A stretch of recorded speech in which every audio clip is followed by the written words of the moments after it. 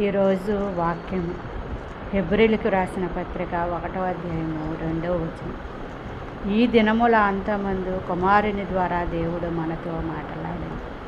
ఆ కుమారుని సమస్తమునకు వారసునిగా నియమించెను.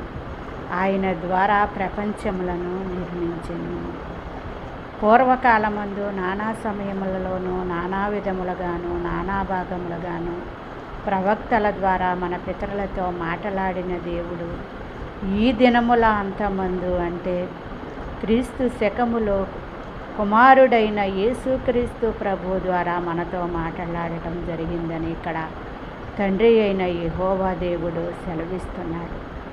ఎందుకంటే కుమారుని ద్వారానే సమస్తము నియమింపబడిని అని, కుమారుడు లేకుండా ఏమీ జరగలేదని, ఆదిలోనే ఆయన ఉన్నాడని, మరి భూమికి పునాదులు వేయబడకముందే తండ్రి కుడిపార్శ్వమున కూర్చుని ఉన్న కుమారునికి సమస్తమును మరి ఆయన కుమారుడికి అనుగ్రహించినని ఇక్కడ లేఖనాలు మనకి సెలవిస్తున్నాయి.